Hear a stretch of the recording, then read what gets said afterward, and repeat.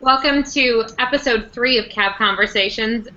With us today is Daryl Glazer from Texas, Keith Alverson from South Dakota, and Matt Hinder from Michigan. We'll go around the U.S. per se and let you guys talk a little bit about your operation. Daryl, let's start first with you in Texas. We operate on about 800 acres where we raise about 600,000 turkeys a year, all in confinement in houses, and then we run about 200 head of Beefmaster cattle, along with producing hay. And our farm has been in the family for close to 100 years.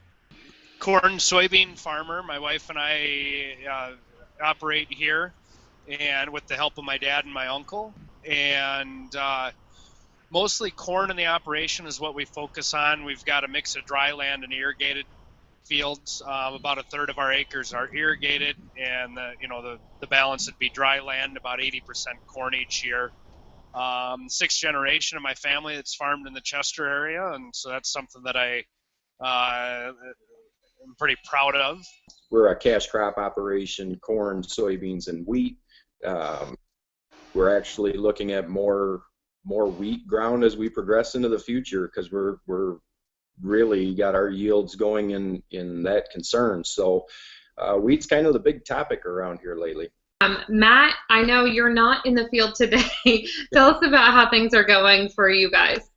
Things are going slow and slower. So unlike Keith, he's out in the field spraying today. The sprayer is parked. We got 25-mile-an-hour winds today, so we have wheat that needs to be managed, but it can't get out in the fields. We're very wet. Our planting progress is, I would say, on our own farm personally, we're about 25% planted corn, no beans in the ground.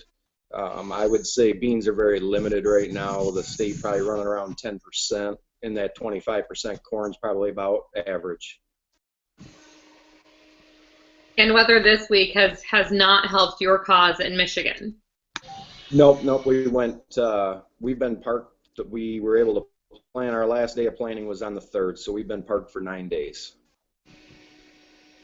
Keith, we see you out in the field today. I know you and I talked at the beginning of the planting season. Things had gone along fairly quickly. How have things progressed since then? Things have slowed up a bit.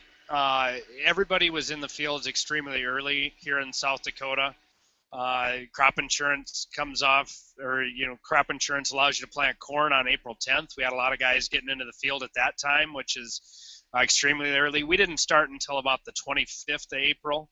It's typically when we like to start. Our irrigated ground lies a little bit lower as far as elevation, and so it seems like that's the last place to have a freeze in the spring and the first place in the fall. So we kind of have to be a little bit careful about that, about how early get in there, because it's kind of some quick ground that you get in, and crops get up and going pretty quickly there, and so you have to worry about a freeze in the spring from time to time. Then we started right in on soybeans immediately following corn. Got those in good fashion. However, we had to put them in a little bit deeper than we would have liked to, or we typically do. We had to go about 1.5 inches deep to find moisture. This year we've been a little bit wetter than normal, so it's been a little bit difficult getting the hay in. We were lucky on our operation that we cut some of ours early, because what we do on ours, we try to have a 12-month grazing season, so we overseed all of our coastal patches with ryegrass, and then we'll try to bale that ryegrass in the early spring. And it's a limited window of time you have to do that because it'll mature out, and if you don't get it cut off the coastal, it'll actually choke out your summer grass. And so we were lucky that we were able to get all of ours cut and down and rolled up in between rains. Avian influenza, we'll talk a little bit about that, and then we'll get into some other topics, but has hit the poultry industry so hard this year, and you've been very vocal about some of the things that are going on as you see what's going on in Minnesota, in some other states, Wisconsin and Iowa. What do you take from that for the preparation for your operation to prevent a disease like this from entering? Avian influenza right now is the biggest disease impacting us, but there's several others out there that we always have to be cautious of that are around.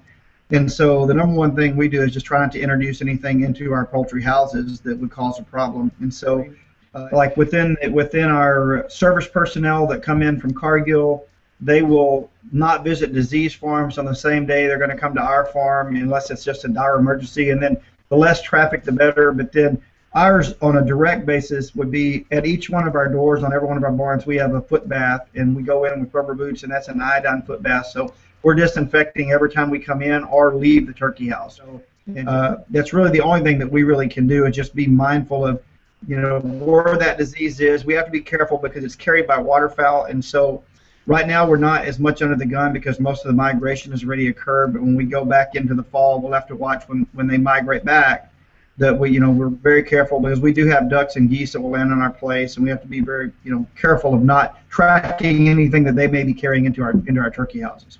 All of you are very active in social media and all very open about your operations, whether you're talking with us or others. Talk to me about why it's easy for you to share, or why you decided that you would share some of your message and some of your experiences to help with others. I know that I've learned a lot from other farmers, and that's one of my key resources is, talking with other good farmers that I know. And, so I just think it's important for us to be willing to speak up, not only to our fellow farmers, but also to, our urban cousins, so to speak, to make sure that we have the message out about how things go on at the farm, what we do and why we do it, just because we're getting to be such a small percentage of the population. As soon as you go off of Facebook for a week, let's say, like this last week when we've been busy, I'm getting comments saying, well, what are you doing out in the field, or what's going on out on the farm? So it gives you that reassuring fact that people are actually listening to what you're saying. They just don't want to help share your message, but at least you're getting to the people. With the turkey operation, we've actually had several different consumer groups visit, even prior to becoming part of the USFRA farm, Faces of Farming.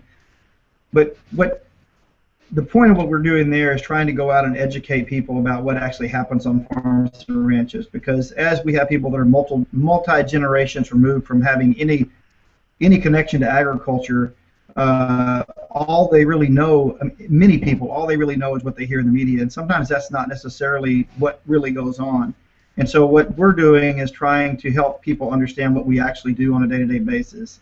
The message we try to give people is that we're consuming the exact same products that we grow, and we're trying to produce the safest food supply we possibly can, and we would never do anything that would be detrimental to anyone that's going to consume anything that we raise on our farms. When social media started gaining traction with the farming community, it seemed like we were dealing a lot with our local states, and then it just keeps expanding more and more, and we all know how big an influence on the markets that each state has for all of us, and I think it's just going to get better as time goes on. I'm interested to hear about the increase in wheat production that you guys have seen. We've seen that go the opposite way here in South Dakota. Some of it due to commodity prices and corn being, pretty profitable the last few years. We've seen wheat acres go down and corn acres go up.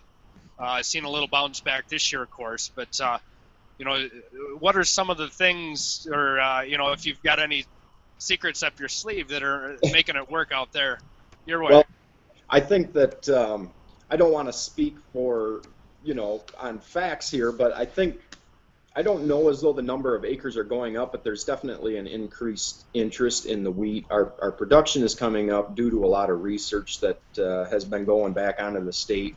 I don't know what year it was, but we started reinvesting into our wheat, such as we do with the other checkoffs. So more research is being done, more is being learned.